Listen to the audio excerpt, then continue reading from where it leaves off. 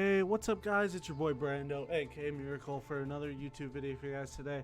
Today we are going to be going over the deck I uploaded on Monday's video, Performer Pal Magicians.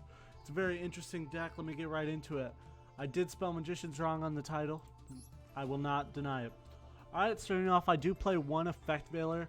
One reason is it could come in handy, and I also play it for the Crossout Designator to be active at all times. Next up, I play 3 Mech C because you want to have your hand traps on deck. I play 3 Ash Blossom as well. It stops your opponent's plays. Both of them, that's what their main effects do. Alright, so we're getting into the Magician part of the deck. I do play 1 Wisdom Eye, or 3 Wisdom Eye Magician. Pretty much you want to put this guy in your Pendulum Scale. Let your Pendulum Scale have another guy in it. And then you can use the effect to put the opposite pendulum scale you in. So you start off with a 1, you put Wisdom Eye, you grab one of your 8s, vice versa. It's a really good effect because it's gonna it's gonna get you a free summon from your extra deck. I play 1 of the Luster Pendulum Draco Slayer. Once per turn, if you have a card in your under pendulum zone, you can destroy that card. If you do, you can add 1 card with the same name. Pretty much it gets another name in your extra deck. Alright.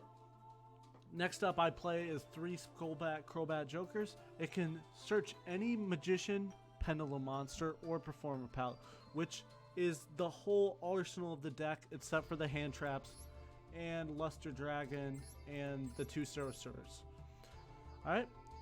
And it's a scale 8, so it does come in handy because it can special summon only Magician and Performer Pal and Odd Eyes. Do not play any Odd Eyes monsters, but pretty much your whole deck. Alright, so this is one of the biggest cards of the deck. It just got now limited to 3 instead of 2.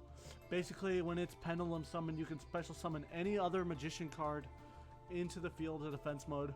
My favorite play is to summon Oath Dragon Magician to get a scale 10 so I can get out Baron de Fury. You can get a level 4, get out Borreload Savage. And if you do have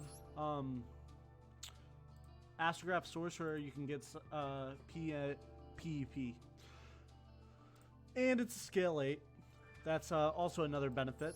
Alright, next up is Double Iris Magician. I'm pretty sure he just got upped from 2 to 3 as well. And his effect, he's a scale 8, which is very important. You do want a lot of scale 8s. And if it's destroyed, for example, you're using the effect of Electromite, you can search for one of your Pendulgraph,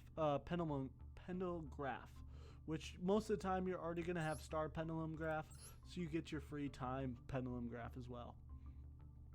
It's another effect, it can target, it's Pendulum effect, you can target 1 spellcaster control applied to it. If it does attack a monster, it can do double piercing. Doesn't really happen, but it can come in clutch.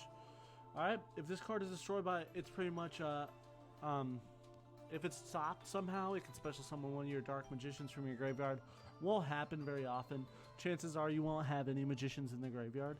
But it's a scale 8, and it does have a cool Pendulum ability. You can target a face-up monster on your opponent controls, and its attack is halved. Next up, we do have White Winged Magician Girl. A lot of people don't play this. I do like to play it because it's another tuner to kind of activate these 3 guys. Because you could, if you have a White Wing and you have another level 4, you can get Baron de Fury and Borreload Savage. And once per turn, when you activate a card or effect that targets a dark spellcaster you control, negate that effect. It could come in handy. I haven't used it, but it's still an interesting effect. We're up to the last the Magician of the 4, Purple Poison. If it's destroyed by battle or a card effect, it can destroy a card. Most of the time, it's going to be just like this one, where that effect is activated when it's destroyed from a Pendulum Zone. So you could destroy it yourself and get an extra destruction off. Once per turn, if your Dark Magician battles before damage, won't happen, but an extra 1,200 attack is not a bad thing. Alright, we're playing 1 Performer Pal Celestial Magician. During your main phase, or this turn, this card is special summoned or normal summoned. You can add one of these effects. This card attacks directly Your opponent can activate monster effects. Most of the time, that's what you're going to activate because you're going to be summoning one of these three guys. Fusion, you can let your fusion monster attack directly, and exceeds. This card becomes this card's attack becomes double its original attack. So you could get a time graph with 4,800 attack points. I play one of the Stargazer Magician because I do play Sorcerer. It is a scale 1. You can never have too many low scales. You need to have that perfect balance, which I think I did with this build. I play 2 of the Oath Dragon Magician because with Wisdom Eye, if you're searching for a low scale, Oath Dragon Magician can come in clutch because you can recycle your cards in your graveyard to add them back to your hand. And if you have oh no, that's a whole different effect. My apologies. If I'm looking at this Pendulum effect. If you have a Magician card in your other Pendulum zone, you can add a monster from your extra deck back to your hand. So if you use Wisdom Eye, you can search Wisdom Eye back to the hand, and you still have that extra Spellcaster, which you'll need for a few additional combos. Now I play Chronograph Sorcerer. It is an SR. That's one reason why I play it, because it takes up a slot in the deck, but you could easily remove this to make it even 40. But the reason why I like to play it is because it has the same effect as Astrograph with Electromite, but if you start off with Astrograph, you can go for the Chronograph instead. So it kind of just balances out your plays where you still have moves and such. That's why I play it. Astrograph, basically an insane card. When it's added from the extra deck to your hand, it gets to be special summon, and if a card is destroyed, you can special summon this card from hand. And then you can choose one monster of your extra deck and with the same name and return it to your hand. So most of the time I've used it a lot with Double Iris Magician. Very good card, love it.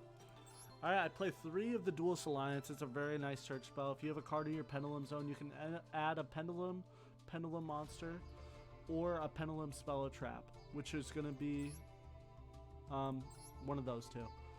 Alright, we're back to a little bit more of the hand trap situation. We play 2 Called By because we do want to stop Maxi, Ash Blossom, and Effect Veiler if it does come up.